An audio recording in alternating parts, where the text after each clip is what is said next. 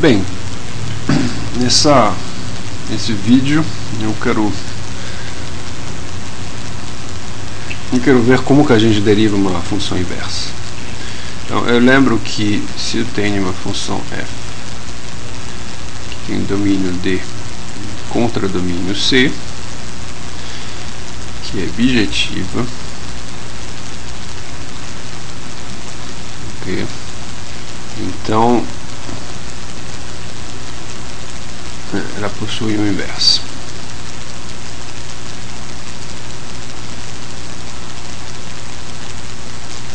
Vamos lembrar ainda, eu só vou falar em termos do gráfico, lembrar um pouco de que é. Então, ser objetiva primeiro significa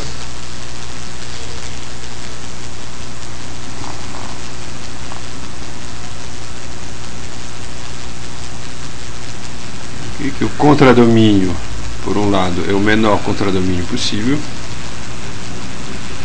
sentido é simplesmente a imagem da função, ok? E por outro lado tem uma outra propriedade. Então a função aqui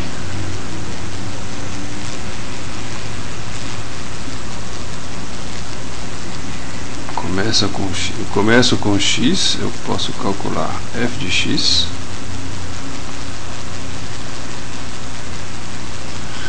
ok? A vantagem é que no contradomínio, quer dizer, a vantagem ser objetiva significa também que esse f de x aqui, okay, ele é atingido somente por esse x e não por outro, ok? Se eu chamar isso de y, isso aqui permite definir a função inversa, permite voltar do y para o x, que é f menos 1 de x, desculpa, de y, ok? Então é isso, né? F possui uma função inversa, f menos 1, e quem é f menos 1 é a função que faz esse trajeto inverso. Então f menos 1, ela vai do contradomínio em D e pega alguém aqui e manda ele para o domínio. Eu deveria escrever y, seria mais correto, tá? Eu deveria escrever isso, y vai para f menos 1 de y, mas eu prefiro usar x, ok? Então vou escrever a variável x, f menos 1 de x.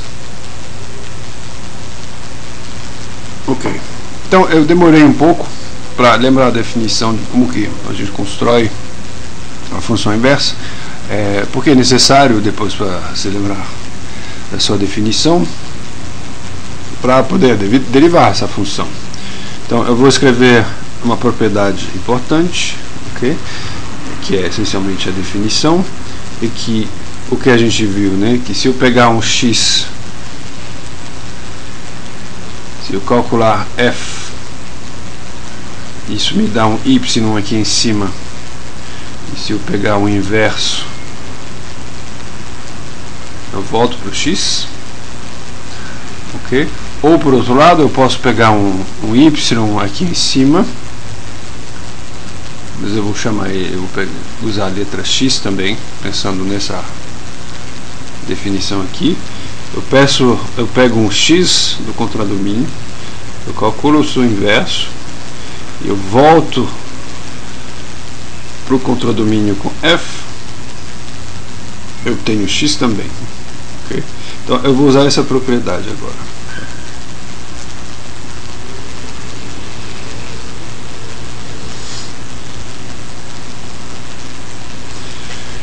Ok.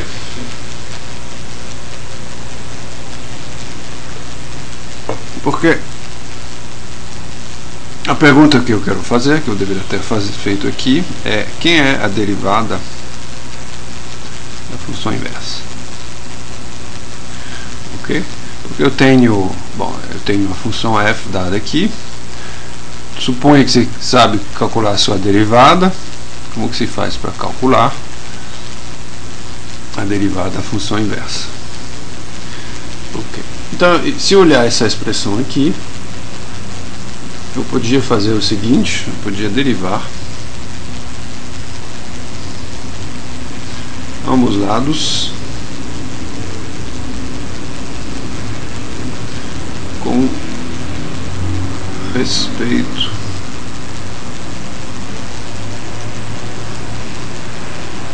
a x. Por que eu vou fazer isso? Porque eu tenho uma expressão aqui que contém x, que contém f, que contém a função inversa. Então, se eu derivar, de alguma forma vai aparecer a derivada de f menos 1. Então, vamos derivar com respeito a x. Esse 1 aqui esse x tem uma derivada que é igual a 1, derivada de x elevado a 1 é 1. E aqui? Então, aqui eu tenho uma função composta. Okay? X composta com f menos 1 composta com f. Tem f menos 1, em seguida eu aplico f. Então, eu posso aplicar a regra da cadeia, ok? Que vai me dar f' de f menos 1 de x vezes a derivada de f menos 1. E claro que para fazer isso eu teria que me perguntar se todas as funções são deriváveis, ok? Mas vamos supor que elas são deriváveis e fazer essa conta. Uma vez que eu estou aqui, eu posso isolar o que me interessa.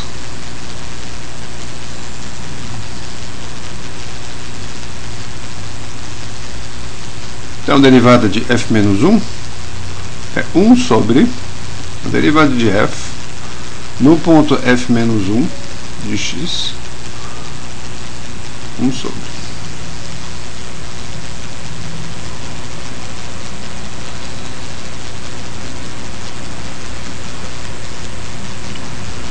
Então, interessante. Eu vejo que para calcular a derivada de f menos 1, eu preciso da derivada de f, f foi o que definiu a função inversa, e de f menos 1. Então, vamos ver alguns exemplos de como usar essa fórmula. Eu lembro que a primeira vez que usei função inversa foi para definir o inverso das funções trigonométricas. Então vamos calcular, por exemplo, pegar f, que é a função seno, então, f menos 1, tá, que eu construí restringindo o seno aqui ao intervalo menos π sobre 2, π sobre 2. Então, f menos 1 é a função arcseno, aqui com x pertencendo a menos 1, 1. Ok? Se eu quiser montar a minha fórmula, usar a minha fórmula até aqui, eu preciso da derivada de f. Eu sei quem é a derivada de f. A derivada de f é simplesmente o cosseno. E eu vou montar a minha fórmula. Então, vamos calcular. A derivada, vou escrever diretamente assim, a derivada do arcseno é igual. Então, é 1 sobre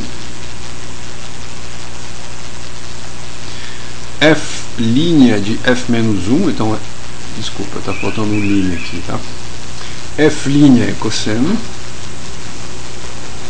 de f menos 1 de x, que é arcseno. 1 sobre. Ok? E, bom, a gente já viu como transformar isso aqui para mostrar que isso aqui é igual a raiz de 1 menos x2. Posso explicar rapidamente porque que cosseno de arcseno é igual a raiz de 1 menos x2. Eu posso fazer assim.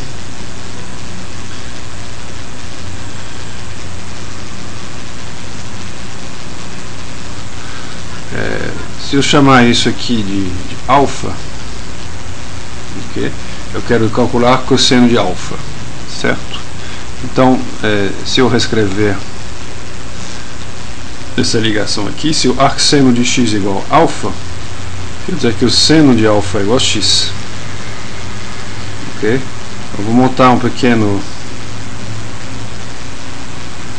triângulo onde eu vou representar essa ligação entre alfa e x. Ok? Então isso quer dizer que eu tenho alfa. Se eu colocar uma hipotenusa de 1, quer dizer que eu tenho x aqui, porque x é seno alfa.